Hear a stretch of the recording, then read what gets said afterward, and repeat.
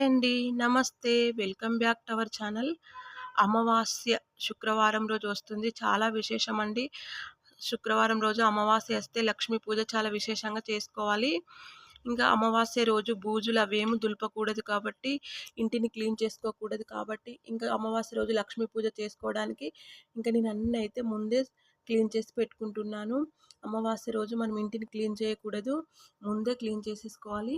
అందుకని నేను ఇంట్లో ఉన్న బూజులన్నీ దులిపేశానండి. ఇంక ఇల్లయితే పూర్తిగా డీప్ క్లీనింగ్ అనేది చేసుకుంటున్నాను. ఎందుకంటే మనకు పండుగలు కూడా మొదలు కాబోతున్నాయి కదా! వారాహి అమ్మ నవరాత్రులు, తొలి ఏకాదశి, చాతుర్మాస వ్రతము అంటే 16 సోమవారాల వ్రతము, 7 శనివారాల వ్రతం, ఇంకా మనకు చాతుర్మాస మొదలైందంటే పండుగలు ఒకటి తర్వాత ఒకటి అన్నీ వస్తాయి. శ్రావణ మాసం, కార్తీక మాసం వరకు మనకు పండుగ ఒకటి తర్వాత ఒకటి వస్తూనే ఉంటాయి కదా! ఇంకా వ్రతాలు, నోములు అన్నీ చేసుకుంటాం కాబట్టి ఇల్లునైతే ఇప్పుడే నేను డీప్ క్లీనింగ్ అనేది చేసుకుంటున్నానండి.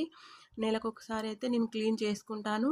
ఇప్పుడైతే పూర్తిగా డీప్ క్లీనింగ్ చేసుకున్నాను. ఇంకా శ్రావణ మాసంలో అంటే నవరాత్రులు అయిపోయినాక మళ్ళీ ఒకసారి అయితే క్లీన్ చేసుకుంటా, కానీ ఇప్పుడైతే డీప్ క్లీనింగ్ అనేది చేసుకుంటున్నాను. ఇంకా బూజులన్నీ తీసేసి ఇల్లంతా క్లీన్ చేసుకున్నాను. ఇంకా డోర్స్, విండోస్ కూడా నేను క్లీన్ చేసుకున్నానండి. ఒక తడి క్లాత్తో డోర్స్ అన్నీ క్లీన్ చేసుకున్నాను. విండోస్ అన్నీ కూడా నేను ఒక తడి క్లాత్తో తుడుచుకున్నాను. ఇంకా మనం అనుకుంటాం కానీ మెయిన్ డోర్కు చాలా దుమ్ము ఉంటుందండి. ఇంక ఈ దుమ్ము అంతా క్లీన్ చేసుకున్నాను. ఎప్పుడు మెయిన్ డోర్ కలకలలాడుతూ ఉండాలి. మన మన మెయిన్ డోర్ నుండే కదా మనకు లక్ష్మీదేవి ఇంట్లోకి అనేది వస్తుంది.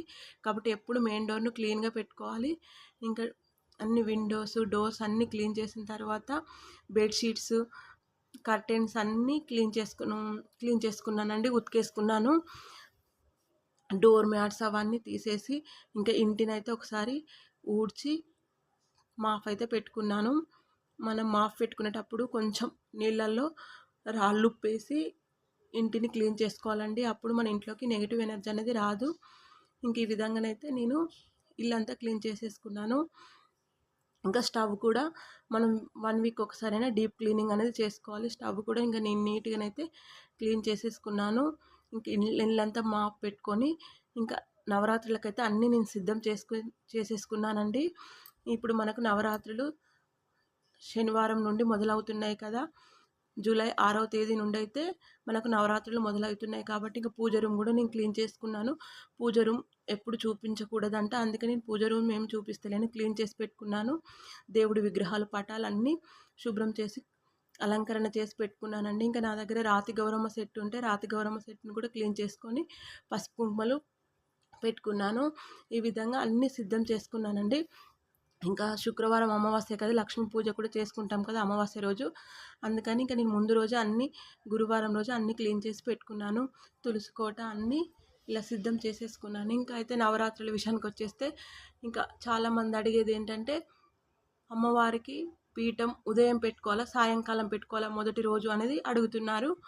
మనము ఉదయమైనా పెట్టుకోవచ్చు, సాయంకాలమైనా పెట్టుకోవచ్చండి. ఉదయం పెట్టుకునేవారైతే 4 గంటల నుండి 5 గంటల లోపు పీఠం అనేది పెట్టుకొని అమ్మవారికి పూజ అనేది చేసుకోవాలి.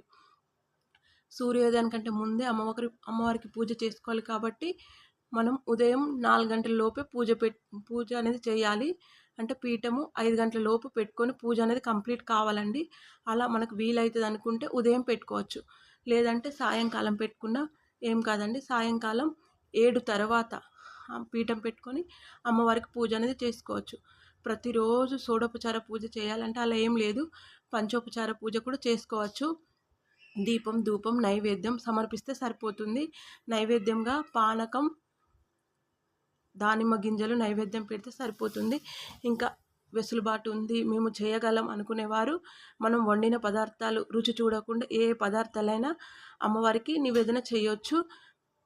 కానీ అందులో ఉల్లిపాయ, ఎల్లిపాయ లేకుండా చూసుకొని అమ్మవారికి మనం వండిన పదార్థాలు ప్రతిదీ పెట్టొచ్చు.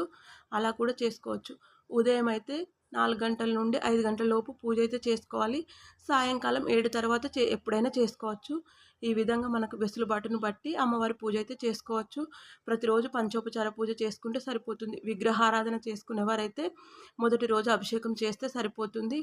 పంచమి తిథి రోజు, అష్టమి తిథి, నవమి రోజు ఒకవేళ అభిషేకం చేసుకునే అవకాశం ఉంటే అభిషేకం చేసుకోండి.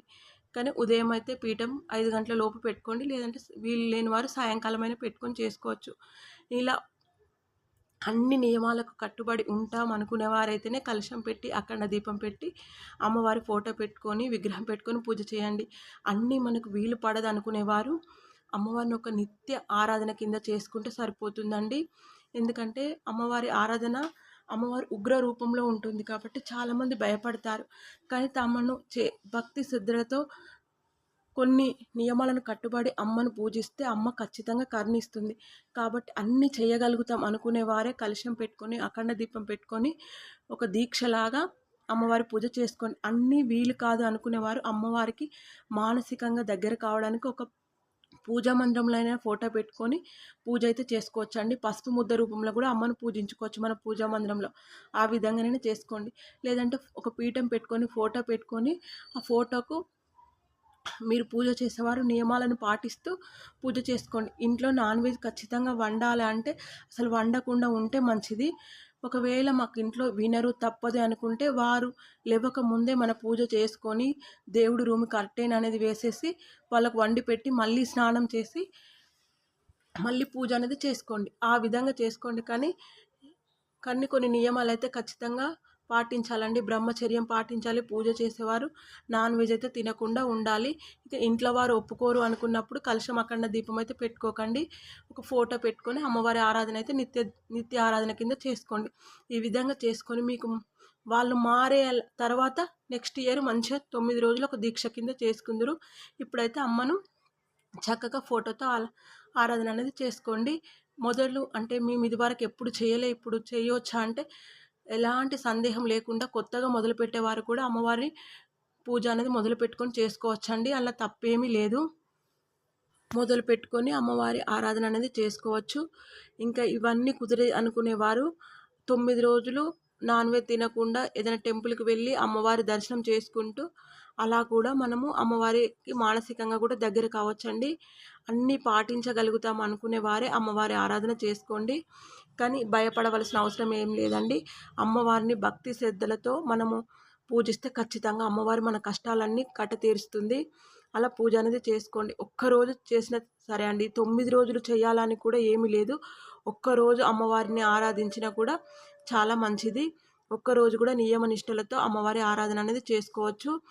ఈసారి మనకు నవరాత్రులు 10 రోజులు వచ్చాయి. 6వ తేదీ నుండి 15వ తేదీ వరకు అమ్మవారి ఆరాధన అనేది జరగవచ్చు. ఇందులో మనం ఒక్కరోజు ఏ రోజైనా అమ్మవారి ఆరాధన చేసుకోవచ్చు. పంచమి తిథి అంటే అమ్మవారికి చాలా ఇష్టము. ఆ రోజు కూడా అమ్మవారి ఆరాధన చేసుకోవచ్చు. దీపం అనేది పెట్టాలని ఏం లేదండి. అమ్మవారి దగ్గర 24 గంటలు ఒక దీపం వెలిగేలాగా చూసుకోండి. అంటే ఉదయం వెలిగించిన దీపం రాత్రి వరకు ఉండి రాత్రి కొండెక్కిన తర్వాత మళ్ళీ మార్నింగ్ దీపారాధన చేసుకుంటే సరిపోతుంది. ఇలా అమ్మవారి దగ్గరనైతే ఒక దీపం కొంచెం పెద్ద ప్రమిద తీసుకొని అమ్మవారి దగ్గర వెలిగిస్తూ ఉండండి. ఈ విధంగా అమ్మవారి ఆరాధన చేసుకోండి. ఈ రోజుకైతే వీడియో ఇంతేనండి. మరొక మంచి వీడియోతో మళ్ళీ కలుసుకుందాం.